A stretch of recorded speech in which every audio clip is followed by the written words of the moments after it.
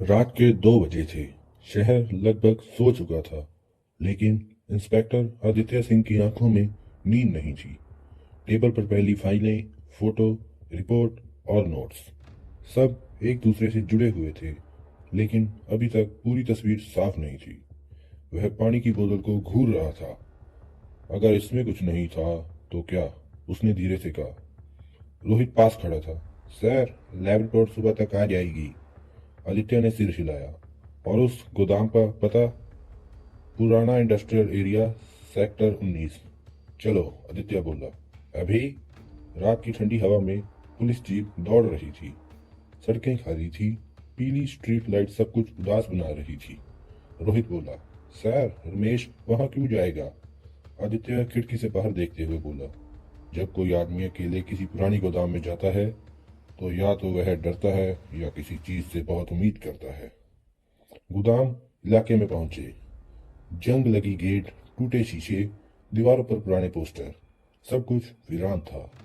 Jeep रुकी। दोनों नीचे उतरे। यह जगह मरी हुई लगती है, रोहित बोला। कई सच ऐसी ही जगहों में छुपे होते हैं, आदित्य ने जवाब दिया। गेट थोड़ा खुला था। आदित्य ने टॉर्च जलाई। अंदर अंधेरा था। धूल उड़ रही थी। फर्श पर पुराने पैरों के निशान थे। कोई हाल में आया है, आदित्य बोला। वह अंदर बढ़े। अचानक रोहित बोला, सर, यहाँ देखिए। दीवार पर चाक से कुछ लिखा था।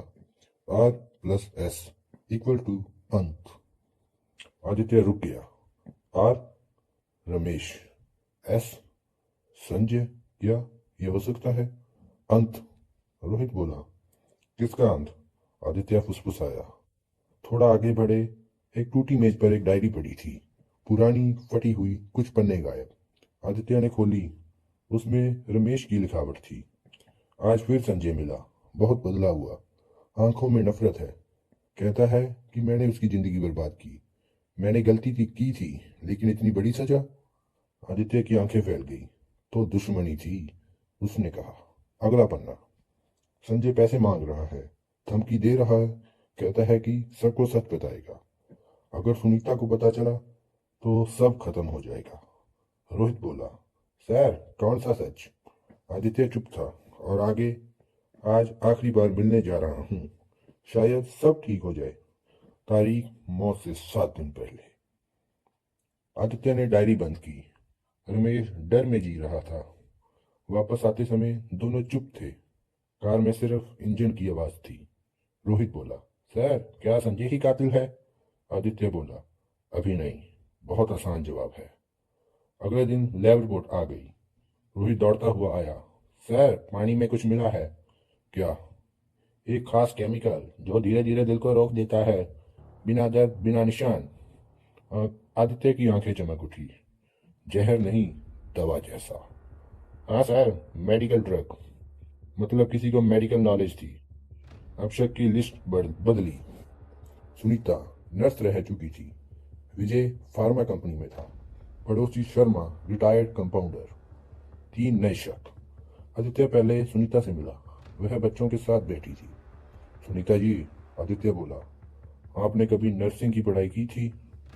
वह चौंकी। हाँ, शादी से पहले। क्या आप दवाइयों को पहचानती हैं? थोड़ी बहुत। उसका चेहरा सख्त हो गया। आप मुझ पर शक कर रहे हैं? मैं सच पर शक करता हूँ, आदित्य बोला। फिर विजय से पूछताछ हुई।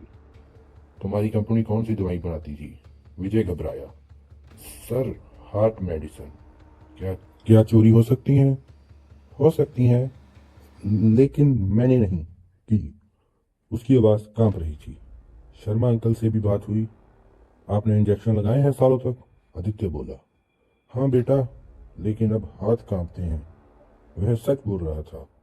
शाम को आदित्य फिर घर गया, इस बार अकेला। उसने बच्चों का कमरा देखा। रोहन की अलमारी, अंदर एक पुराना बैग था। बैग में एक छोटी शीशी, खाली, मेडिकल शीशी। उस पर लिखा था कार्डियोक्सिन बी। वही केमिकल। आदित्य सन्न रह गया। रोहन? उसने तुरंत रोहित को बुलाया। रोहन को ट्रैक करो। कुछ घंटे बाद खबर आई। रोहन रेलवे स्टेशन पर था, भागने की कोशिश में। पुलिस ने उसे पकड़ लिया और अब थाने में था। रोहन सामने बैठा था, आंखें लाल।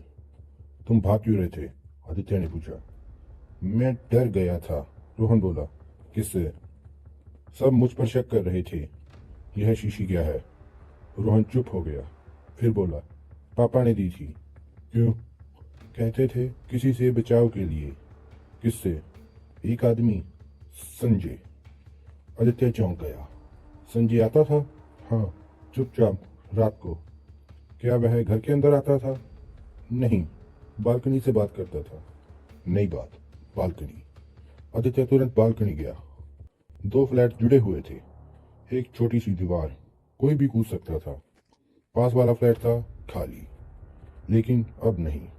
पता चला 1 महीने पहले किसी ने किराए पर लिया था। नाम एस कुमार। आदित्य मुस्कुराया। एस, संजय कुमार। मकान मालिक से पूछा गया, वह आदमी कैसा था? बहुत शांत, कम बोलता था, हमेशा टोपी पहनता था। सीसीटीवी देखा गया, एक आदमी टोपी में, चेहरा आधा छुपा। हर रात 9:30 बजे आता, हर रात 10:30 जाता। मौत की रात भी आदित्य की पकड़ मजबूत हो रही थी, लेकिन फिर भी कुछ गलत लग रहा था। अगर संजय ने जहर दिया तो बोतल घर में कैसे आई?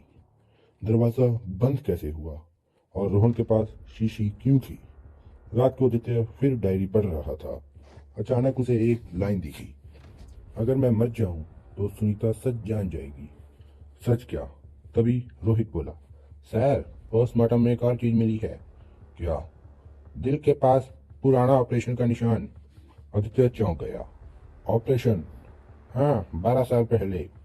फाइल देखी, रमेश ने कभी बताया नहीं, किसी को नहीं। आदित्य धीरे से बोला, तो रमेश की जिंदगी में कुछ छुपा था। वह खिड़की के पास खड़ा हुआ था, शहर चमक रहा था, अब शक लगभग साफ था। संजय पास में था, दवा मिली, बालकनी से आना जाना, धमकी, लेकिन कुछ अभी भी मेल नहीं खा रहा था। इतना बड़ा प्लान, इतनी सफाई, इतनी शांति, क्या संजय अकेला कर सकता था, या कोई और भी था जो पर्दे के पीछे से सब चला रहा था? और सबसे बड़ा सवाल, अगर संजय पास में ही था तो अब वह कहाँ गायब है? और क्या वह सच में कातिल है या सिर्फ एक मोहरा? अगला एपिसोड बताएगा इन सभी सवालों के जवाब। तो बने रहिए हमारे साथ इस कहानी में। Thank you.